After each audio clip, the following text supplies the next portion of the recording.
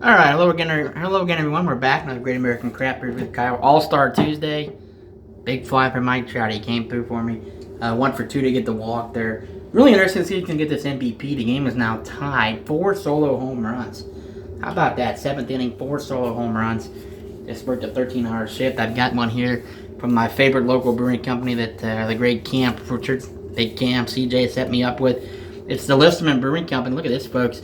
It's called 5 Foot Fill and Cincinnati Lou. Now it's another New England IPA, of course. Listermann's 88th New England IPA. I am joking aside, they've made about 30, but they've all been kick-ass and all terrific. This one is a New England IPA brewed with Eldorado and Simcoe hops. 7.2% alcohol by volume, 16-ounce can. Look at this logo. King Records, Merle Travis. This is really unique. They kind of limited edition this with all of their beers. It said in September 1943, WW radio performers Merle Travis and Grandpa Jones became the first artists to record for the King Records item. It says, few musicians have been as influenced as Travis, whose blues, jazz, teen country finger-picking style called Travis picking on guitar has permeated country, folk, and rock. A formidable songwriter and performer, Merle Travis was inducted into the Country Music Hall of Fame in 1977. King Records, 75 years. So how about that, folks? Really cool. So this one, on tap was still pretty good. I think it was like 3.84, which for most breweries and most people say that's a good beer, and it is a good score. But a little under for most of the Listermann New England IPAs. Crack it open here. I do have some Fatheads glassware freshly rinsed. I've worn that Sun King out, so I wanted to get into some new ones. So this was a little bit lower than most Listermann. I'm not saying it could be bad. I can love it. I don't know. I like Simcoe hops, Eldorado. A lot of brewers are using those in New England IPAs. So without further ado, let's get the Foss Foot and Phil boys into the cup and get it going and get a review and get a score. Yeah, it's similar color to most IPAs. A little bit lighter. Actually, a little bit lighter than most. You watch while I pour. It's a little bit lighter than most. The can there. Again, I want to thank Cameron for getting this. We've been doing some serious beer trading. Me, him, Mark, Andy, all of us throughout the week. It's the way to do it, folks. I'm doing that now. I'm going to buy 6-packs and try to hit up people for something, that a rare 6-pack or a good 6-pack that people have not had, and drink maybe 1, 2 at the most, and then try to get 3 or 4. Now, a lot of Listermann beers do this. A lot of head, we saw that with the Listermann jelly beers. I don't know if that's...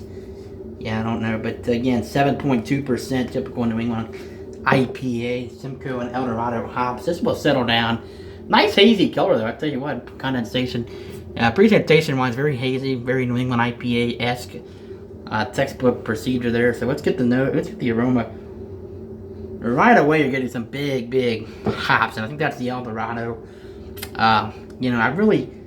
I can't, explain the difference. I know Eldorado and Simcoe are more mild hops. They're not the Citra or the Galaxy. They're hops, but they're not as bitter as the Citra or the Galaxy type hops. Of course, all hops have some bitter flavor to them. So certainly, I'm digging the New Englands. I know a lot of people, some of the West Coast hop heads, they say, oh, it's not enough. Well, to me, I think most people are, honestly, because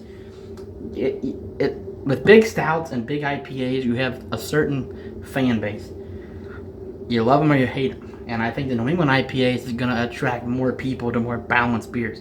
Now, sure, there's going to be your West Coast hopheads that will not drink the New England to say I want the pure hops. There's some of those out there, but I think there's more people that are looking for the balance.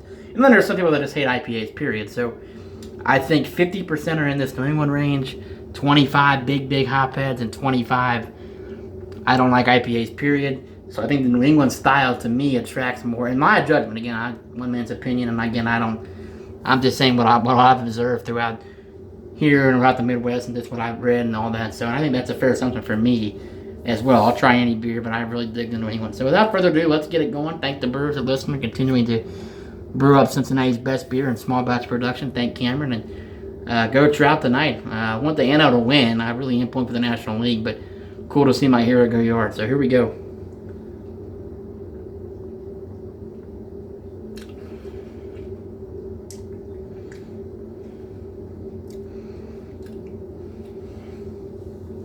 Okay.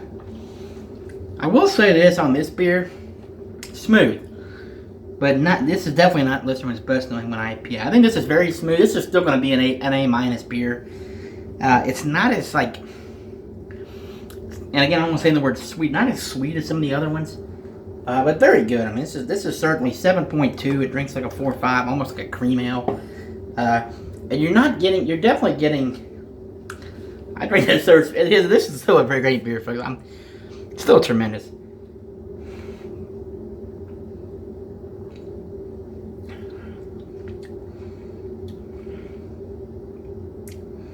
There's not as much flavor in this as the other ones. And I'm not saying this is not a bad beer. I recommend this, but I don't want to even knock Listermann. I think every company in the country is doing it. They're getting a style beer they're making great.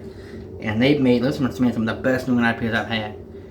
And this is still a good one. I think it's definitely, if you're out there and not had a Listermann New England IPA, and this would be your first one that you see getting into craft beer somehow, if you had not had one, then by all means, rush and get this. If you have had 25 other New England IPAs from Listermann, maybe get a single of this.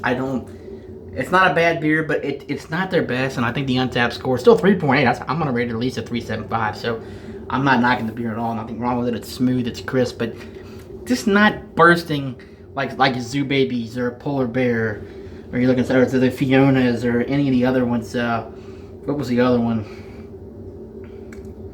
This had another one from Listermann a few weeks ago. I can't remember what the name of that one was. Oh, I think the Dumpster Kitty. Yes, that was probably that and Zoo Babies. Polar Bear, just not quite the Fiona beer. I mean, these are still good. It's just not my pick out of those 5.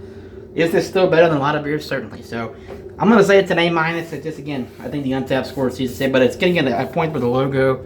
The Phosphate Fill at Cincinnati logo is getting a point for that. So, cheers, everybody. Cheers to Listermann Brewing, and thanks again, Cam. We'll see everybody soon. Happy Hump Day Eve. See you guys.